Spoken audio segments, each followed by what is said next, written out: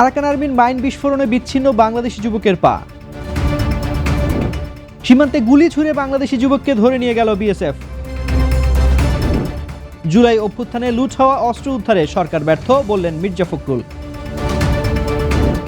নির্বাচনে 5,56,000 answer VDP দায়িত্ব পালন করবেন, বললেন স্বরাষ্ট্র উপদেষ্টা। হাসপাতালে গৃহবধূ ধর্ষণের অভিযোগে 2 আনসার সদস্য আটক।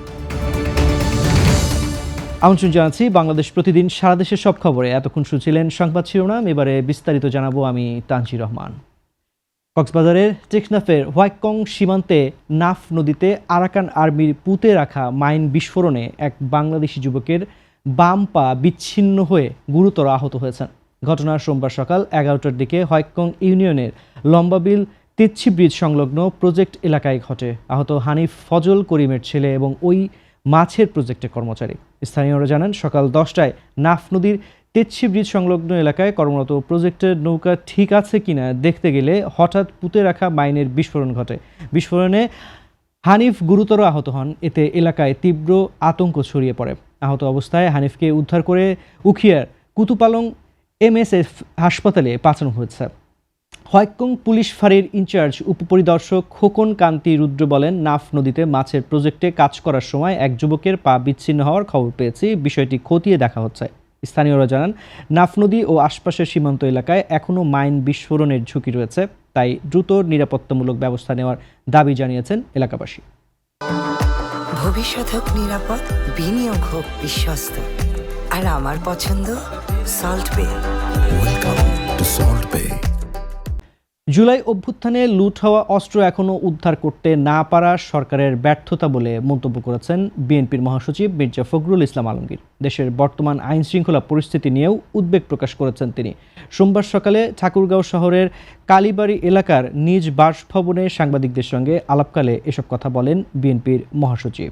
কনসার্ন বিশেষ আমি মনে করি এটা সরকারের একটা ব্যর্থতাই বলবো যে তারা অস্ত্র উদ্ধার করতে পারেনি এবং এখন পর্যন্ত আইন শৃঙ্খলা পরিস্থিতি সেই রকম একটা উন্নত হয়েছে বলে আমার কাছে মনে হয় না।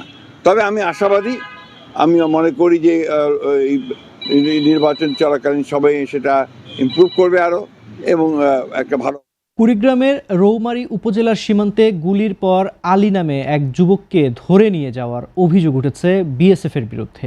রোববার দিবাগত রাত 2:30টার দিকে আন্তর্জাতিক সীমানা পিলার 1062 এর নিকটবর্তী এলাকা উপজেলার সদর ইউনিয়নের খাটিয়ামারি সীমান্তে ঘটনা ঘটে। আটক যুবক আলী রৌমারী সদর ইউনিয়নের রতনপুর গ্রামের আব্দুস সালামের ছেলে।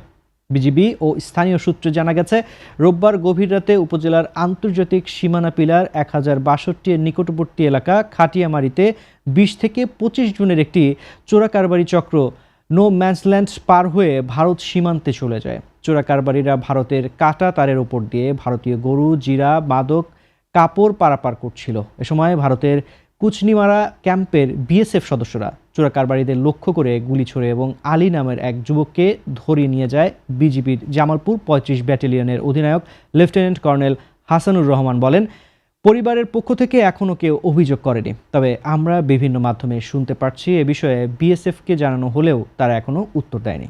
আসন্ন ত্রয়োদশ জাতীয় সংসদ নির্বাচন অবাধ, সুষ্ঠু, শান্তিপূর্ণ ও নিরপেক্ষভাবে অনুষ্ঠানে আনসার সদস্যদের সততা, নিষ্ঠা ও পেশাদারিত্বের সঙ্গে দায়িত্ব পালনের আহ্বান জানিয়েছেন স্বরাষ্ট্র উপদেষ্টা লেফটেন্যান্ট জেনারেল মোহাম্মদ জাহাঙ্গীর আলম চৌধুরী। সোমবার সকালে গাজীপুরের শফিপুরে বাংলাদেশ আনসার ও ভিডিপি একাডেমিতে 41তম বিএসএফ কর্মকর্তা, উপজেলা আনসার ভিডিপি প্রশিক্ষক ও প্রশিক্ষকা এবং আনসার ব্যাটালিয়ন 26 ও 27তম ব্যাচের পাসিং আউট প্যারেড অনুষ্ঠানে প্রধান অতিথির বক্তব্যে এই আহ্বান জানান। জাতীয় সংসদ নির্বাচন সারা দেশে মোট 42,761টি ভোট কেন্দ্র, প্রতিটিতে 13 জন করে সর্বমোট 5,55,958 জন আনসার ভিডিপি সদস্য দায়িত্ব পালন করিবেন। প্রতি ভোট কেন্দ্রে নিয়োজিত 13 জন সদস্যের মধ্যে থাকবেন 3 জন অস্ত্রধারী, 6 জন অস্ত্রবিহীন পুরুষ সদস্য এবং 4 জন অস্ত্রবিহীন নারী সদস্য। মানিকগঞ্জে এক গৃহবধূকে ধর্ষণের অভিযোগে 2 আনসার সদস্যকে আটক করেছে পুলিশ। ভুক্তভোগীর স্বামী জানিয়েছেন, রোববার দিবাগত রাতে আত্মীয়ের বাড়ি যাওয়ার সময় নিরাপত্তার কারণে তারা মানিকগঞ্জ 250 শয্যা হাসপাতালে অবস্থান করছিলেন।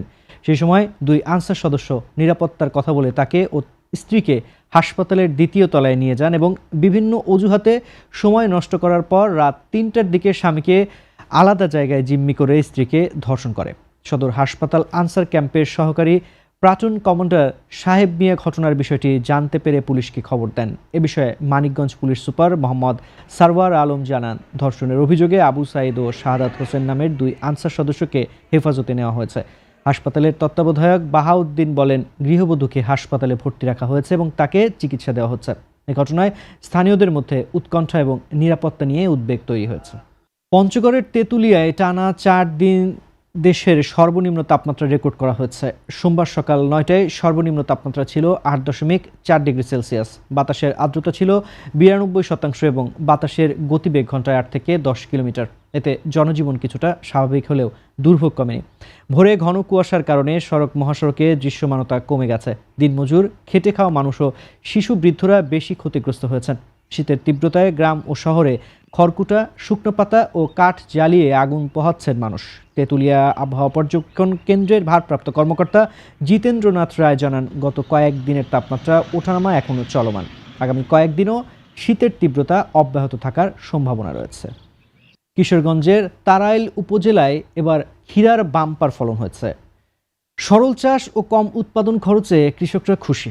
স্থানীয়রা চাহিদা মিটিয়ে রাজধানী সহ দেশের বিভিন্ন এলাকায় ক্ষীরা বিক্রি হচ্ছে। পাইকাররা সরাসরি মাঠে এসে কিনে নিয়ে যাচ্ছেন। ক্ষীরার স্বাদ, আকার ও সতেজতায় তারাইলের ক্ষীরা দেশের সেরা ক্ষীরার মধ্যে অন্যতম। বৃষ্টিপাত, মাটি ও আবহাওয়ার সমন্বয়ে এবছর ফলন অনেক বেশি। কৃষকরা অন্যান্য ফসলের তুলনায় ক্ষীরা চাষে বেশি ঝুঁকছেন। এর ফলে ধান, সবজি বা মৌসুমি ফসলের বিকল্প হিসেবে ক্ষীরা চাষ জনপ্রিয়তা পাচ্ছে। প্রতিটি সবুজ গাছে থোকায় থোকায় ক্ষীরা দেখা যাচ্ছে। কৃষকরা ভোর থেকেই ক্ষীরা তোলার কাজে ব্যস্ত থাকছেন। দর্শক, এই ছিল এখনকার মতো সংবাদ। এতক্ষণ সঙ্গে থাকার জন্য ধন্যবাদ। পরবর্তী বুলেটিন দেখতে চোখ রাখুন বাংলাদেশ প্রতিদিন ফেসবুক পেজ ও ইউটিউব চ্যানেলে।